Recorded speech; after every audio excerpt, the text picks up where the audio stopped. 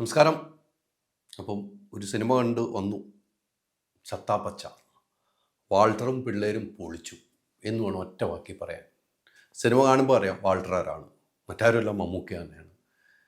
മമ്മൂക്ക വലിയൊരു നീണ്ട വിശ്രമത്തിന് ശേഷം വന്ന് അഭിനയിച്ച സിനിമയാണ്.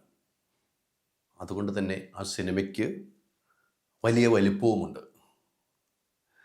ഒരു പക്ക കൊച്ചിയിൽ നടക്കുന്ന ഒരു കഥ അല്ലേ, മട്ടാഞ്ചേരി ഫോർട്ട് കൊച്ചിയിൽ നടക്കുന്ന കഥ. ഒരു റെസ്ലിംഗ് ബേസ് ചെയ്താണ് കഥ നടക്കുന്നത്. ആ റെസ്ലിങ്ങും റിങ്ങിലുമുള്ള ഒരു സബ്ജക്റ്റ്. ഫൈറ്റ് ഇഷ്ടമാണോ, ഇടി ഇഷ്ടമാണോ, ധൈര്യമായിട്ട് പോയി നിങ്ങൾക്ക് കാണാം.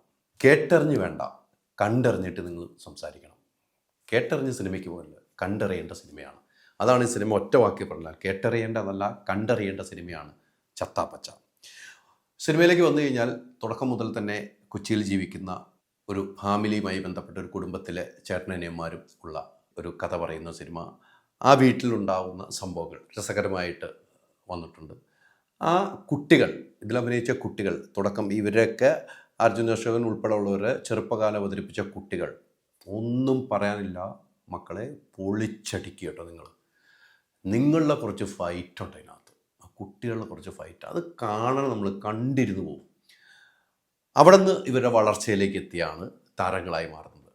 ആ കുട്ടിക്കാലം കഴിഞ്ഞ് താരങ്ങളായി മാറുന്നു. അതിൽ നമുക്കറിയാം, ഈ റെസ്ലിങ്ങിൻ്റെ പശ്ചാത്തലത്തിൽ ഒരുങ്ങുമ്പോൾ ഈ സിനിമയ്ക്ക് വലിയ ഫൈറ്റുകൾ വേണം. ആ ഫൈറ്റ് ചെയ്യണമെങ്കിൽ എത്ര നാളത്തെ അധ്വാനമായിരുന്നു ഈ താരങ്ങളുടെ എന്ന് നമ്മൾ മനസ്സിലാക്കണം. അത്രമാത്രം അധ്വാനിച്ചിട്ടുണ്ട് അർജുൻ അശോകൻ ഉൾപ്പെടെ ഉള്ളവർ.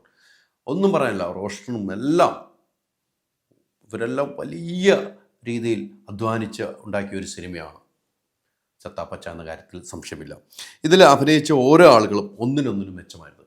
ഇതിൻ്റെ സംവിധായകനെ കുറിച്ച് നമ്മൾ പറയാതിരിക്കാൻ പറ്റില്ല. ലാലേട്ടൻ്റെ അനന്തരവനാണ് ഇദ്ദേഹം. ഗംഭീരമായിട്ട് ഈ സിനിമ കൈകാര്യം ചെയ്തിരിക്കുന്നു. അദ്വൈത് നായർ, ഇദ്ദേഹം ജിത്തു ജോസഫിൻ്റെയും രാജീവ് രവി, മോഹൻലാൽ എന്നിവർക്കൊപ്പം സംവിധാനത്തിൽ സഹായിയായി പ്രവർത്തിച്ച ഒരു വ്യക്തിയാണ്. അതിൻ്റെ ഒരു കഴിവ് ഈ സിനിമയിൽ അദ്ദേഹം കാണിച്ചിട്ടുണ്ട്. അതാണ് ഈ സിനിമ, ആ സംവിധായകൻ്റെ സിനിമ എന്ന് പറയുമ്പോൾ നമുക്കറിയാം, അദ്ദേഹം ഇത്രമാത്രം വലിയൊരു സബ്ജക്റ്റ് എടുത്ത് വെക്കുമ്പോൾ അത് മമ്മൂട്ടിയെ പോലെയുള്ളവരെ കൊണ്ടുവന്ന് അഭിനയിപ്പിക്കാൻ പോലും കഴിവുണ്ടെങ്കിൽ ആ സംവിധായകൻ മിടുക്കനാണെന്ന കാര്യത്തിൽ സംശയമില്ല. ഇതിൽ അഭിനയിച്ച ഓരോ ആളുകളും, അർജുൻ അശോകനായാലും റോഷൻ മാത്യു ആയാലും മാർക്കോ താരമായ ഇഷാൻ ഷോക്കത്ത്, വിശാഖ് നായർ, പൂജ മോഹൻദാസ്, അതോടൊപ്പം തന്നെ ഇതിലെ നിർമ്മാതാവ് കൂടിയായ ഷിഹാൻ ഷോക്കത്ത്, ഇവരെല്ലാം ഒന്നിനൊന്ന് മികച്ച പ്രകടനമാണ് കാഴ്ചവെച്ചിരിക്കുന്നത്. ഷിയാൻ ഷോക്കത്തൊക്കെ ഗംഭീരമായിട്ട് കേട്ടോ. അദ്ദേഹത്തിൻ്റെയൊക്കെ സിനിമ അദ്ദേഹമൊക്കെ ഇങ്ങനെ അഭിനയിക്കുമെന്ന് വല്ല നമ്മളെ അമ്പരപ്പിച്ചു.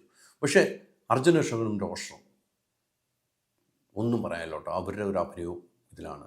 ഈ തുടക്കം മുതൽ ഇങ്ങനെ ഒരു ഇവർ ചെറുപ്പകാലം കഴിഞ്ഞിട്ട് ഒരു ഫൈറ്റിലേക്ക് പോകുന്നു, ബോക്സിങ്ങിലേക്ക്. അത് അവർക്ക് ജീവിക്കാൻ വേണ്ടി, വേറെ മാർഗമൊന്നും ഇല്ലാതെ എന്താണ് ചെയ്യേണ്ടതെന്ന് ഓർത്തിരിക്കുമ്പോഴാണ് നമുക്ക് കൊച്ചിയിൽ ഒരു റിംഗ് ഉണ്ടാക്കാം, അവിടെ റെസ്ലിംഗ് തുടങ്ങാം, അമേരിക്കയിലുള്ളതാണിത്, അത് നമുക്ക് കൊച്ചിയിലേക്ക് കൊണ്ടുവരാമെന്ന് പറയുന്ന ഒരു സംഭവത്തിൽ നിന്ന് തുടങ്ങി പിന്നീട് അത് വലിയ മത്സരത്തിലേക്ക് പോകുന്നു.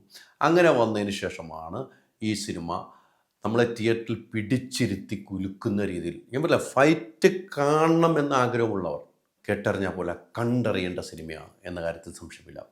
പിന്നീട് ആ കഥകളൊക്കെ പിന്നെ സെക്കൻഡ് ഹാഫ് വന്നപ്പോൾ ഒരു ഇമോഷനൊക്കെ കൊണ്ടുവന്ന്, ആ ഇമോഷൻ സീനിലേക്ക് വരുന്നത് നമ്മളെ റോഷനാണ്. റോഷൻ്റെ ഒരു ജീവിത പശ്ചാത്തലം, അദ്ദേഹത്തിൻ്റെ ഒരു കുട്ടിയുമായിട്ടുള്ളൊരു ബന്ധം, ആ ഇമോഷൻ നമുക്കൊന്ന് വർക്കോ ആവുന്നുണ്ട്.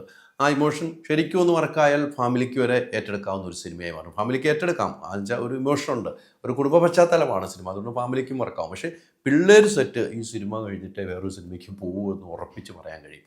അത്രയും നല്ലൊരു സിനിമയായിട്ട് മാറിയിട്ടുണ്ട്. എന്തായാലും ഇതിൻ്റെ നിർമ്മാണ കമ്പനി ആണെങ്കിൽ നമുക്കറിയാം, റിയൽ വേൾഡ് എൻ്റർടൈൻമെൻ്റ് ആണ് ഇതിൻ്റെ ചിത്രത്തിൻ്റെ നിർമ്മാണം. അതോടൊപ്പം തന്നെ ട്രാൻസ് വേൾഡ് ഗ്രൂപ്പിൻ്റെ രമേശ്, റിതേഷ് രാധാകൃഷ്ണൻ, ലെൻസ്മാൻ ഗ്രൂപ്പിലെ ഷിഹാൻ ഷൗക്കത്ത് എന്നിവർക്കൊപ്പം തന്നെ മമ്മൂട്ടിയുടെ സിനിമയുമായി ബന്ധപ്പെട്ട് നിൽക്കുന്ന മമ്മൂട്ടി കമ്പനി ഇതിന് നേതൃത്വം നൽകുന്നു. അതോടൊപ്പം തന്നെ ജോർജും സുനിൽ സിംഗും ഇതിൻ്റെ നിർമ്മാണ പങ്കാളികളായിട്ടുണ്ട്. അപ്പോൾ ആ സിനിമയുടെ ഒരു വലിപ്പം അത്രമാത്രം വലിപ്പമുണ്ട്.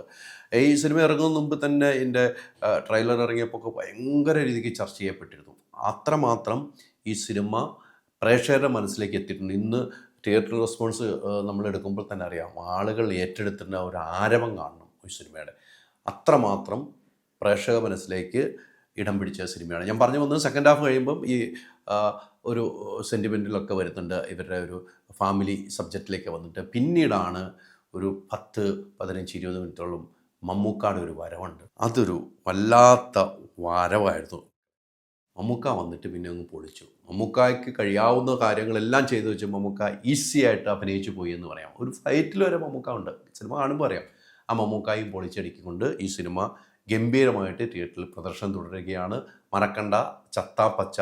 ഞാൻ പറഞ്ഞതുപോലെ കേട്ടറിഞ്ഞ് പോകരുത്, കണ്ടറിഞ്ഞ് നിങ്ങൾ സിനിമ കണ്ടാൽ മാത്രമേ, കണ്ടറിഞ്ഞാലേ ഈ സിനിമ നിങ്ങൾക്ക് ഇഷ്ടപ്പെടുകയുള്ളൂ. കണ്ടറിയണം. അപ്പം മറക്കണ്ട, ടിക്കറ്റ് എടുത്തോളൂ ചത്താ പച്ചയ്ക്ക്. ഹോം അപ്ലയൻസ് വാങ്ങാൻ ഒരിടത്ത്, ക്രോക്കറി വാങ്ങാൻ വേറൊരിടത്ത്, ഗാഡ്ജറ്റ്സ് വാങ്ങാൻ വേറെ എവിടെയോ ഒരിടത്ത്. അതെ, എന്തിനെങ്ങനെ പലയിടത്തും ഓടണം? മൈജി ഫ്യൂച്ചർ ഉണ്ടല്ലോ. മൊബൈൽ ഫോൺ മുതൽ ഹോം അപ്ലയൻസസ് വരെ എല്ലാം ഒരിടത്ത്. ഏറ്റവും കുറഞ്ഞ EMI. അങ്ങനെയാണെങ്കിൽ ഏറ്റവും കുറഞ്ഞ വില. ആഹാ, എന്നാ ഏറ്റവും കൂടുതൽ ഓഫറുകൾ. MyG future. Experience the next. MyG ആണ് ഫ്യൂച്ചർ.